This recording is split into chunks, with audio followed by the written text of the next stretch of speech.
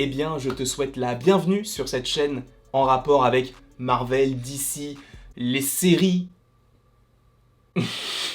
C'est hyper vaste ce que je viens de te proposer, sachant que en plus de ça, la vidéo ne concerne aucun des programmes que je viens de te mentionner, puisqu'on va parler de Pixar, et précisément de la Pixar Theory. Vous allez comprendre de quoi je parle. Sachez que c'est entre guillemets le deuxième numéro de ce genre de vidéo, puisque la première concernait deux films, donc Les Indestructibles 1 et 2, qui se déroulaient bel et bien dans les années 50-60. Avec des petits indices, des petits détails, je vous laisserai aller voir la vidéo si vous en avez envie. Cependant, là, on va rentrer dans une autre phase, parce que je ne sais pas si vous le savez, mais il y a une théorie de John Negroni, où il a supposé et où il propose l'hypothèse suivante: tous les films Pixar sont connectés et sont regroupés en trois actes. L'acte des machines et l'acte des monstres, ou en tout cas surhommes. Et là, on se situe au niveau de l'acte des hommes, parce que vous allez voir qu'en fait, c'est tout à fait plausible. Il y a des choses qui te font croire que ce n'est absolument pas possible et que c'est uniquement les théories de fans qui te font croire cela. Cependant, moi j'y crois un petit peu. Et pour le coup, pourquoi est-ce qu'on parlerait de là-haut dans l'évolution des animaux? Parce qu'en soi, la Pixar Theory raconterait que au début, tu as les humains qui se développent de plus en plus technologiquement parlant avec l'institution By and Large, donc une institution dont on a déjà parlé en vidéo. Par la suite, l'humanité a tellement pollué la Terre qu'ils sont partis dans l'espace. Pendant de nombreuses années, il y a eu des choses qui se sont déroulées, comme la mutation de certains animaux qui ont fini par adopter un comportement humain, notamment dans Mille et une pattes, mais également l'ère des machines, entre guillemets, là où on a du Wall-E dans l'espace, on a du Cars sur Terre. Parce que je vous rappelle que le film Cars, c'est que des voitures, il n'y a aucun humain. Et donc c'est une époque où les humains auraient laissé de la technologie évoluer par elle-même, via également, selon cette théorie, la pollution qui aurait modifié un petit peu tout ça. Ensuite vient le retour des humains sur Terre, et donc la modification de ces derniers, avec la mutation des humains et des animaux qui donneraient des monstres, notamment dans Monstres et compagnie. C'est très étrange, mais ça se tient par rapport à certains événements. C'est entre guillemets la grosse Pixar Theory. Et par ailleurs, il y a une autre théorie dans cette théorie concernant Boo, et ça on en parlera bientôt. Donc là où on va se baser par rapport à là-haut, c'est évidemment dans l'acte des humains, puisque là-haut a pour personnages principaux Russell et Carl Fredricksen, qui sont tous deux des Américains, donc des humains, logiquement. Et pourquoi est-ce que je te parle donc de l'évolution canine? C'est parce qu'en fait, vous avez le personnage de Charles Muntz. Charles Muntz, c'est tout simplement l'explorateur. Par ailleurs, Carl et Ellie sont fans de ce mec-là, et se sont toujours dit, on veut aller au Venezuela pour aller aux chutes du paradis. Et en fait, lui ne voulait pas voyager tout seul, et il voyage dans un dirigeable. Un dirigeable qu'il a aménagé pour tous ses chiens. Il en a à peu près, on va dire, une centaine. Quand tu imagines qu'il y a certaines personnes qui ont 11 chats, lui, il a 100 chiens.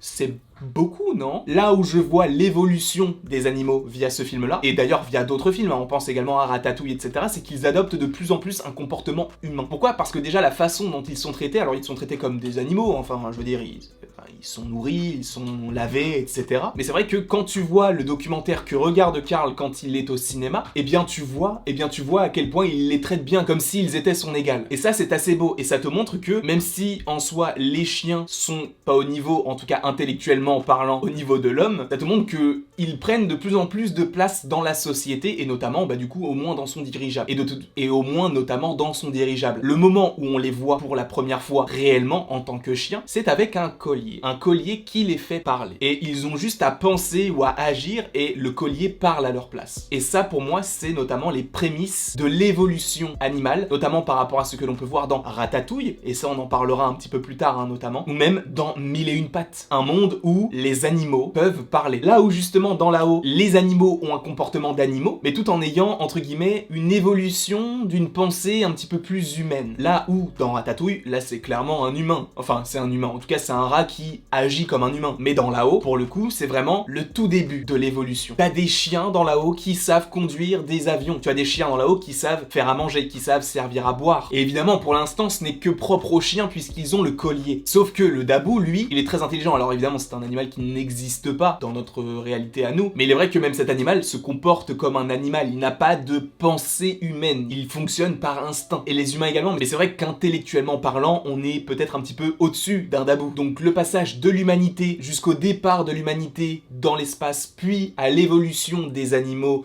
puis lié à la pollution, etc., eh bien ça se fait peut-être au tout début via le film Lao. C'est peut-être totalement tiré par les cheveux et vous en pensez ce que vous voulez. Je trouve l'idée très intéressante. Encore une fois, l'idée de la Pixar théorie n'est absolument pas de moi, c'est de John Negroni. Je ne fais que vous relater et d'imaginer peut-être plus de choses et d'analyser les choses en profondeur. En tout cas, j'essaye de le faire à mon humble échelle. C'était tout simplement tout ce que j'avais à vous proposer dans cette petite vidéo concernant Lao. N'hésitez pas à l'aimer, à la partager, à la commenter et à vous abonner. Cela me ferait évidemment extrêmement plaisir et après toute cette longue vidéo, il ne me reste plus qu'à vous dire à la prochaine pour la prochaine.